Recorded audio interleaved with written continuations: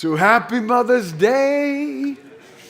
Let's have all the mamas stand, all right? If you mothered children, stand up. Oh, yeah. God bless you all. Thank you for all your work. Whether it's kids or grandkids, they're still going to be looking to you, and I want to honor that. People are hesitant to do that sort of thing these days because, you think, well, I don't want to exclude people like singles or those who could not have children or those who did not want to have children. But where else are we going to honor if not at church, right? Where else are we going to honor the moms raising of a family? God loves children, so those who love children and want to raise children should be applauded. Because the world around us, they're applauding like radical self-expression without regard for anyone else, and sometimes it's the destruction of families. But shouldn't we in the church honor those who sacrifice to help others, our children? I mean, it's far more heroic than transitioning gender or becoming furries. Motherhood. Thank you. Motherhood. Thank you. Thank you. Because the more you give to help others, the more you're Christ-like. Because that's what Christ did. He came and poured his life out for the sake of others. And the more you do that, the more Christ-like you are. Now, I want to break from the 10 Commandments for a Sunday. I thought it would be wise because the commandment that was online for today was thou shalt not murder. Sometimes you feel like that, mama. But I think it's better that we move off. And so I'm going to go to a story back in 1 Samuel chapter 25. It's about the woman named Abigail. Abigail. Do we have any Abigails in our congregation this morning? Abigail? Okay. No Abigails? Well, we had one today. She was singing right here, Abigail. And what a godly woman. What a godly woman. Now, it's not directly like talking about raising of children, but every home benefits by the cultivation of peace. And that is what this woman did. She cultivated peace. And so that's why I want to bring this up. Now, David, King David, he's not a king yet in chapter 25. Because Saul, the reigning king, is chasing him around, wanting him dead. David's not a perfect man. His future lineage would bring the perfect one, Jesus Christ, right? But he is captivated by God. He is called a man after God's own heart. And what does that mean?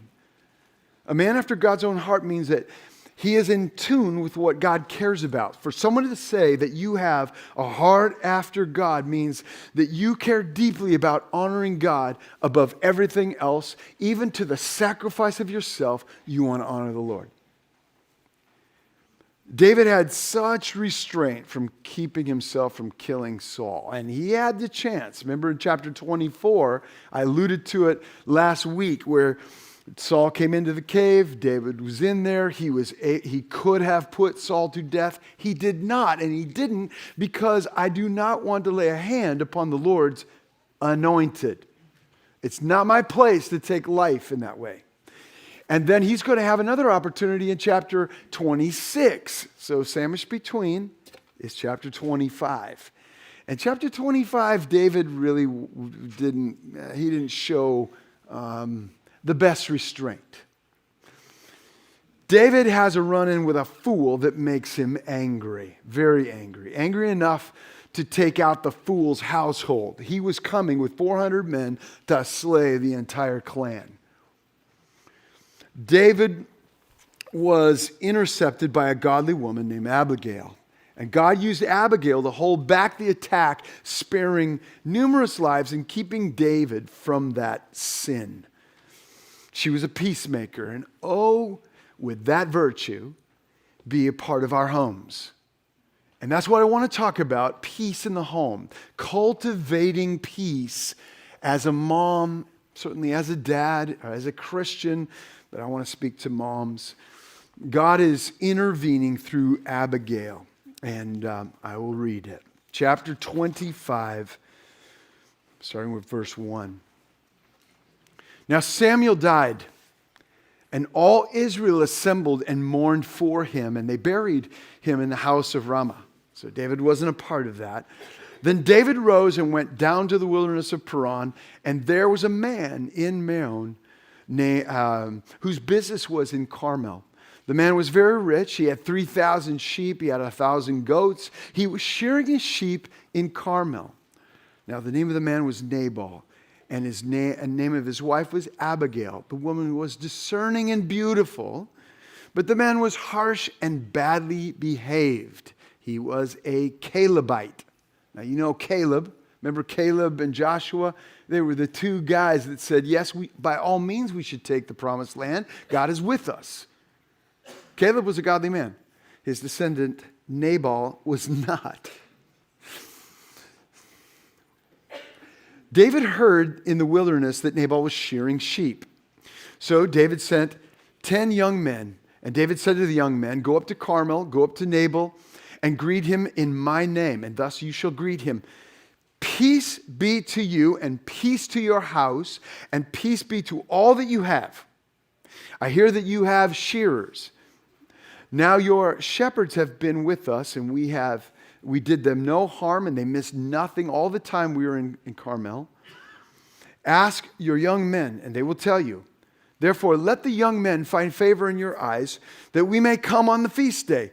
Please give us whatever you have at hand to your servants and to your son David. So at the time of the sheep shearers, there was a great slaughter and there was a great feast. And David said, hey, we've helped you out. Can you help us out? David's young men came and they said all this to Nabal in the name of David. And they waited. And Nabal answered David's servants, who is David? Who is the son of Jesse? There are many servants these days who are breaking away from their masters. Shall I take my bread and my water and my meat that I have killed for my shearers and give it to men who come from I do not know where? So David's young men turned away and came back and told David all of this. And David said to his men, strap every man his sword. And every man of them strapped on his sword. David also strapped on his sword. And about 400 men went up after David, while 200 remained with the luggage or the baggage. But one of the young men told Abigail, Nabal's wife, behold, David sent messengers out in the wilderness to greet your master. And he railed at them. Yet the men were very good to us. We suffered no harm. We did not miss anything while they were in the fields, as long as they were with us. They were like a wall to us by day and by night. And while we were with them, keeping the sheep. Now, therefore, know this and consider what you shall do. For harm has been determined against our master and against all his house. And because he is such a worthless man that no one can speak to him. Wow. They say of his master that he's worthless. They're telling his wife that your husband's worthless. Then Abigail made haste and took 200 loaves, 2 skins of wine, and 5 sheep already prepared, and 5 seraphs of parched grain, and 100 clusters of raisins, and 200 cakes of figs, and laid them on donkeys. And she said to the young men, go on before me. Behold, I come after you. But she did not tell her husband Nabal. And as she rode on the donkey and came down under the cover of the mountain, behold, David and his men came down toward her, and she met them. And David had said, surely in vain I have guarded all of this fellow that has in the wilderness, so that nothing was missed of all that belonged to him, and he has returned me evil for good. God do so to the enemies of David, and more also, if by morning I leave so much as one male of all who belong to him. So David's coming. And Abigail saw David. She hurried and got down from her donkey, fell before David on her face, and bowed to the ground. She fell at his feet and said, "On me alone, my Lord, be the guilt. Please let your servant speak in your ears, and hear the words of your servant. Let not my Lord regard this worthless fellow Nabal, for as his name is, so is he." So Nabal, the word Nabal, means fool. Nabal is his name, and folly is with him. But I, your servant, did not see the young men of my Lord whom you sent. Now then, my Lord, as the Lord lives, as your soul lives, behold, because of the Lord has restrained you from blood guilt and from saving with your own hand, now let your enemies and those who seek to do evil to your Lord be as Nabal. And now let this present that your servant has brought to your Lord be given to the young men who follow my Lord. Please forgive the trespass of your servant, for the Lord will certainly make my Lord a sure house, because my Lord is fighting the battles of the Lord, and evil shall not be found in you as long as you live. If men rise up to pursue you and seek your life, the life of my Lord shall be bound in a bundle of the living in the care of the Lord your God. And the lives of your enemies shall sling out as from the hollow of a sling. And when the Lord has done to my Lord according to all the good that he has spoken concerning you and appointed you prince over Egypt, my Lord shall have no cause of grief or pangs of conscience for having shed blood without cause, or for my Lord working salvation himself. And when the Lord has dealt well with my Lord, then remember your servant." And David said to Abigail, "Blessed be the Lord, the God of Israel, who sent you this day to meet me. Blessed be your discretion. Blessed be you who have kept me this day from the blood guilt and from working salvation with my own hand. For surely as the Lord lives, the God of Israel lives, who has restrained me from hurting you, unless you had hurried and come to meet me, truly by morning there would not have been left to Nabal so much as one male." Then David received from her what she had brought to him. And he said to her, "Go up in peace to your house. See, I have obeyed your voice, and I have granted your petition." And Abigail came to Nabal, and behold, he was holding a feast in his house, like a feast of a king. And Nabal's heart was merry within him, for he was very drunk. So she told him nothing at all until the morning light. And in the morning, when the wine had gone out of Nabal, his wife told him these things, and his heart died within him. You know what that means? Maybe he had a heart attack. He became as a stone, didn't move. And about 10 days later, the Lord struck Nabal, and he died. When David heard of that Nabal was dead, he said, "Blessed be the Lord who has avenged the insult I had received from the hand of Nabal and has kept back his servant from wrongdoing. The Lord has returned evil on Nabal on his own head." Then David sent and spoke to Abigail and took her as his wife. That's a long narrative, isn't it? Whew.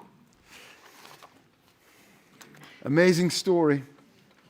Amazing story. God intervened through Abigail to stop the senseless killing.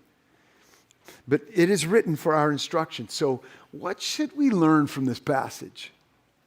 I'm thinking cultivating peace. That we ought to be people who cultivate peace. That there ought to be moms in their home cultivating peace. How do you do that? First, don't let fools make you foolish. Don't let fools make you foolish. Don't get pulled in. I mean, let's look at the descriptions of these players in the story. Nabal, his name actually means fool. Now, I don't know if that was a mean joke by parents or if that became a nickname because of how he acted. But it didn't hinder him in business. He was a wealthy man. He had 3,000 sheep, 1,000 goats, but he was harsh, he was badly behaved, certainly a betrayal of his ancestor Caleb, who is a man after God's own heart. He really was a fool. He wouldn't listen to anybody, verse 17 tells us that. And if you're dealing with someone who will not listen, okay, thinks he's always right, will never be corrected, plays the victim, offers every excuse, you are in the presence of a fool. And don't let fools make you foolish. Abigail, his wife, she was discerning. She was beautiful.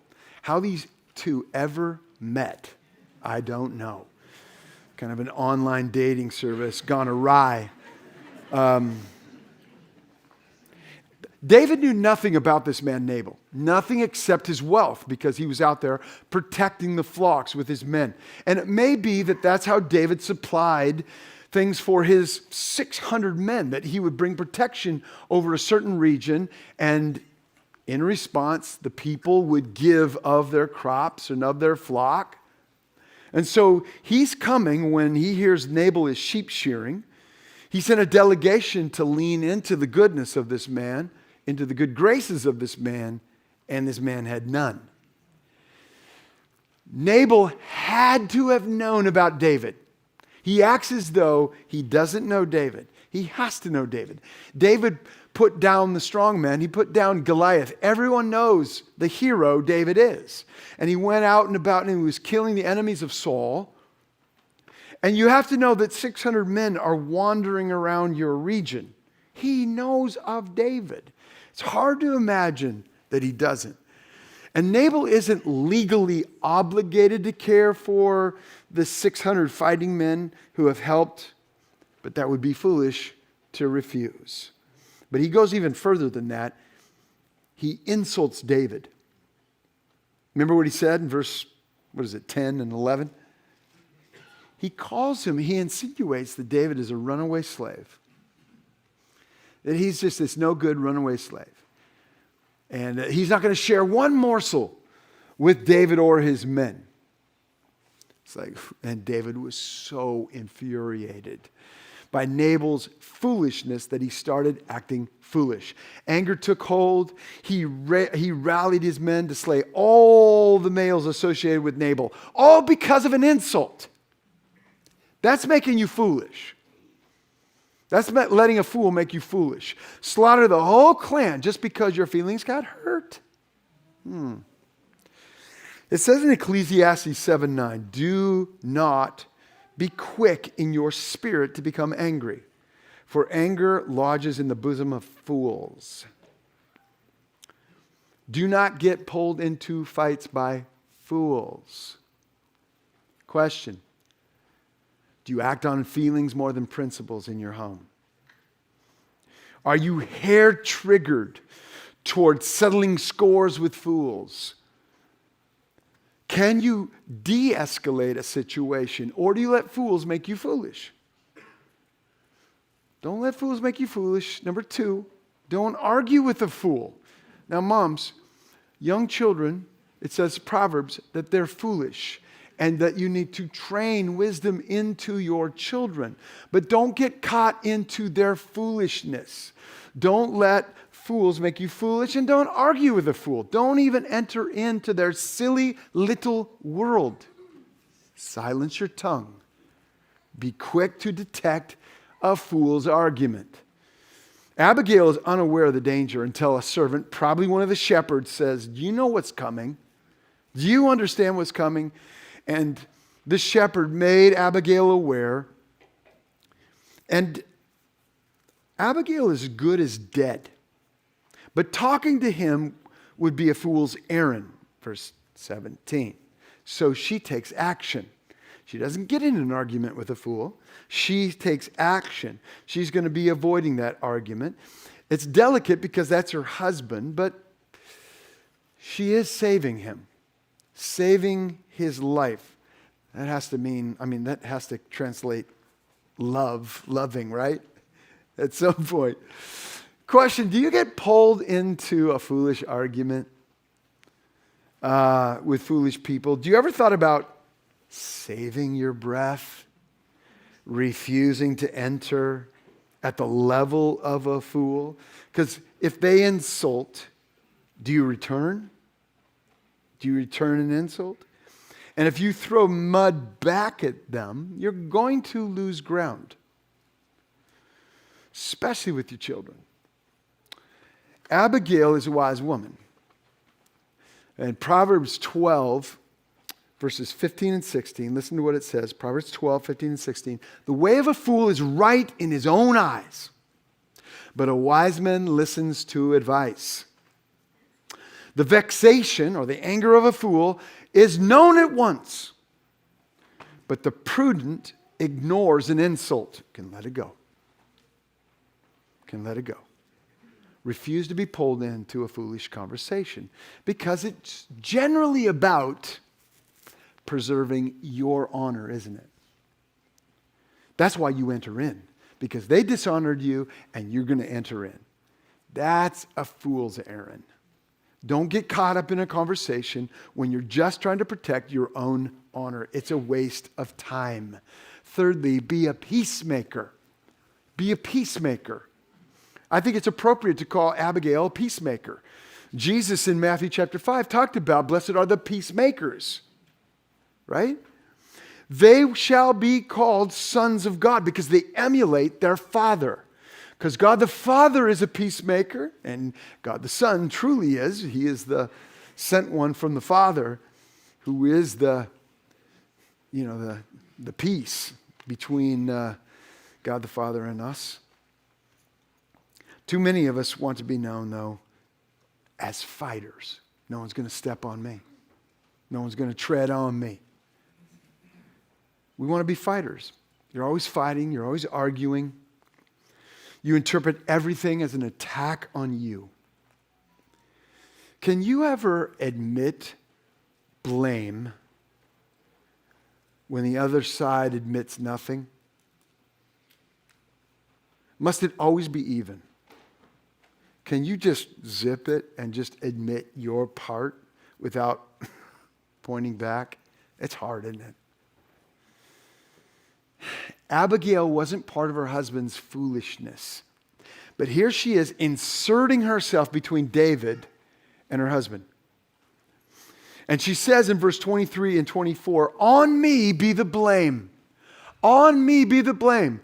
Let me act in Nabal's place. Let the judgment fall upon me if necessary. Whew. Now, how do you play the peacemaker?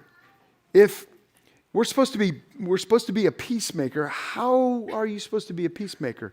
Let me give you some suggestions. Diffuse the situation. Don't meet force with force or fire with fire.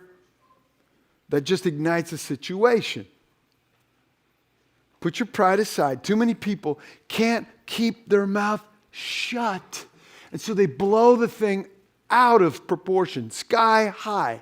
Because they've got to say their piece and not get walked on. So they say their piece and it just creates even more of a scene. If you do that, then it's really all about you. It's all about you, all about your honor. And you're so fragile that you make everything about you. That's sad when it should be about the glory of God, not your glory, not your honor. Calm the situation down, diffuse the situation. Abigail got off her mule, knelt down, assumes the blame so that reason will return to David because he's so angry. He's going to be less inclined to do something when you have a woman who is humble. She diffuses the situation. And until then, David can't talk about it. But she gets in the way. She diffuses the situation. Listen, calm the situation. Raising voices doesn't diffuse the situation. Parents, moms, especially with teens, cool the situation down before you try to instruct. They will not hear a thing you say. I don't care if your voice is raised really high. They're not hearing you. Diffuse first. I have been angered by foolish behavior only to become a fool in my home. Nothing is gained. I made no points. They heard nothing of my instruction. I have to diffuse. Sometimes it helped in our house to head them up to the room. Just go to your room, let's cool, or let me go outside, let me go on a walk. Let me just cool the situation down so that we can talk about it reasonably. How do you play the peacemaker? Diffuse the situation. Here's another one. Show the bigger picture. Look what she does. Abigail does this. It's very simple. Verse 25. Let not my Lord regard this worthless fellow, Nabal. She's saying he's not worth your energy. He's not worth it. In a sense, she's saying to him, you're going to be future king of Israel, okay? God has anointed you. You're winning his battles. Don't stoop yourself to this. She's saying you have far more important things to be angry about. This is not one of them. Like the arrogance of Goliath. You went against Goliath because he dishonored the Lord. Do that, David. Don't get upset about a fool. Think about what makes you mad. Maybe this week. The last thing you got mad at, where you lost your cool, what was it over?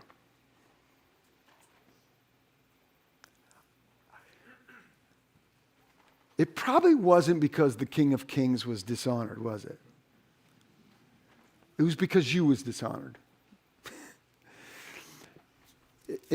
We get upset. It's rarely for important reasons. So save your breath, save your energy when you should be angry. Because Ephesians 4:29 says, be angry, yet sin not. Because there are things to get angry about. Things of dishonoring God, not you. Don't make it about you. Especially as parents. If you go in and you get angry, their sin is not a sin against you primarily. It's a sin against God. Don't forget that. Get out of the way. How do you play the peacemaker? Diffuse the situation, show the bigger picture. Here's another one. Point out what God is doing. Point out what God is doing. Now, this is not going to work with people who don't care about God, but people who do, like David, who's a man after God's own heart. She said, the Lord restrained you from blood guilt. The Lord restrained you. God did it. A woman on a donkey can't stop 400 men, fierce men. But the Lord used Abigail. She was a peacemaker. God used her to restrain this. God must do that because he works through peacemakers. It was God who intercepted David on the road to folly. So, you got to bring God back into the picture because anger pushes God out. I'm going to take over, right? Bring God back into the picture. Narrate what God is doing through the situation. Hold back. Greater things are at stake. So how do you become a peacemaker? Diffuse the situation. Show the bigger picture. Point out what God is doing. And then speak hope over them. This is amazing. This woman is amazing. I love what she says here. She speaks of a better David. You can do that with your kids. You can do that with your husband. Speak of a better She speaks of a better David. She says in verse 28, you are fighting the Lord's battle. Evil will not be found in you all your days. You have a greater calling, right? Than exacting retribution because your feelings got hurt, David. That's what she's saying. And she could have scolded him, but she used hopeful words to instruct and give hope. Your enemies will not touch you, verse 29. You are protected, your enemies will be scattered. David, just wait on the Lord. Just wait on the Lord. David needed that. He needed some reinforcement in his fragile moment. And Abigail spoke with such certainty and faith. I believe in you. I believe in what God is doing through you. Here, this is a woman holding back the attack because she's a peacemaker. She's nurturing peace. Now, this is costly. It's dangerous because she has no idea what's going to happen to her getting in between David and her husband. She has no idea. But she chooses to carry someone else's issues. She chose to be involved. Blame me. Let the punishment fall on me. And she did speak evil of her husband, and maybe she could be helped along by that. But, she did step in the way to save him. I think that's love. And David is thankful for this godly woman, Abigail, that intercepted his foolishness. I would have left no man standing. I would have carried that guilt to the end of my days. And he says to her, I'll pull back the attack. Because when you choose to be a peacemaker, it doesn't always end with a little bow on it, does it? Peacemakers do what they can to hold back the attack. And Abigail made such an impression on David. She's quite a woman. But don't let fools make you foolish. Don't argue with a fool. When you find out that this is a fool, pull back. Be a peacemaker, and finally, allow God to act for you. Right? It kind of goes back to Romans 12, where don't exact judgment, but let God do the judgment. Vengeance is mine, saith the Lord, right? When we get angry, we go, God, step aside. I'm going to deal with this. No, we shouldn't do that. We should let God be God. Now, we can be, as parents, sometimes we're the ones that bring the discipline of the Lord. And that is right, but it shouldn't be out of anger, yelling, and being angry because you got hurt. You're in the way. Get out of the way. Let God do it. Let him fight for you. Don't try to defend your honor. That's a fool's errand. And when it comes to the end, here's in verse 36, Abigail came to Nabal, and behold, he was holding a feast in his house, like the feast of a king. And Nabal's heart was merry within him, and he was very drunk. She told him nothing until the morning light, and in the morning, when the wine had gone out of Nabal, his wife told him these things. Well, he started to die. God judged him. David didn't have to. He could wait. He could let God act. He let God act. And finally, 10 days later, God struck Nabal and he died. And when David heard that Nabal was dead, he said, "Blessed be the Lord who has avenged the insult that I received from the hand of Nabal." God did it. I didn't. If I would have done it, I would have carried that blood guilt to the end of my days. Thank God for this woman. And David sent and spoke to Abigail to take her as his wife. David backed out. He saw the hand of the Lord. He was thankful.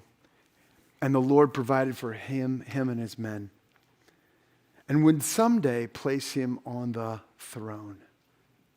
Put him on the throne. There was a bigger world out there, and there is a bigger world out there than to be trapped in the world, the puny world of a fool. Don't get sucked into the puny world of a fool by entering in a conversation, by being foolish with them. Don't even enter in. Don't allow yourself to be pulled into their small thinking. Let God untangle it. Let him bring about justice. It doesn't mean you don't try, but if you're talking to a fool, let it go. Parents, you probably can't let it go because they're in your house, but don't get pulled into foolish arguments. Let me ask you this. Are you a fighter? There's some things we should fight for, but in this passage, we're not to be fighting in this way because it's fighting for our own honor, which is a bad thing. Are you easily enraged? Are you often offended, quick to defend your honor?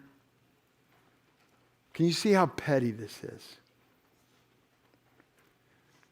You're so concerned about your honor that you don't see that God's honor is the bigger issue. And you lose the honor of God by your behavior. You're not honoring God when you enter into a fool's quest. You're also hurting relationships in your home. Some of you, it's scorched earth. You get angry and everyone out of the way. Really? Do they have to tiptoe around you? Do they have to toss the gentlest pitch to you always? Do they have to line you with cushions because you're so fragile? Your ego is so fragile? Please, let the Lord help you. Abigail is saving her husband. And she risks her own life to do that. She stands right in the middle of David and his men and her husband. She's really playing the Christ figure in the story, isn't she? Because Nabal's foolishness and his ridiculous words have angered David, and David is coming with judgment. Abigail gets in and says, let the blame fall on me. Isn't that what Christ does? Because of our foolishness, our evil, our anger, the way we sin, judgment without Christ is coming. And what Christ has done by entering this world, he steps in between and he says, let the guilt, let the sin fall upon me. And he absorbs it all so that we can know peace.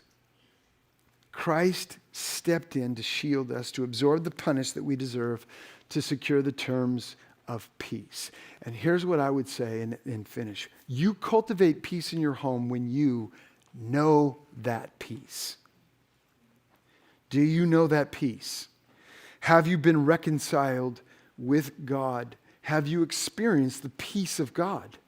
Because you're going to have a hard time bringing peace if you don't know that peace in your soul. If you're still restless, you're still anxious, you're still trying to find a place in the world, everyone's in the way. Everyone's in the way. And no one's giving you enough honor, and then you're going to let things fly. And you're going to get angry. But if you know the peace of God, that's the start. And then Christian, those of you who know the peace of God and you still struggle with anger, it's that song, when the sun comes up, satisfy us before the day has passed us by. Before our hearts forget all your goodness. See, he's been good to you. He has settled the peace between you and God. So wouldn't you, out of that peace, give peace? Out of the forgiveness you have been given, wouldn't you give it? Remind yourself of that. Put some things in place so that you don't just let things fly. Bring healing. Be the peacemaker. Cultivate peace in your home. You're going to allow your kids to just soar into success. If you can pull out, it's not about you, it's about the honor of God. You will be disciplining your kids. Every parent has to. But don't make it about you. Or they insulted you. Or they hurt you. No, it's not about, get out of the way. The sin is against God primarily, not your sin against you. Now, they may have sinned against you too. But again, try to get a little bit of tough skin on there and bring peace and point them to God, who can bring peace to their soul and in your home. Won't you bow your heads?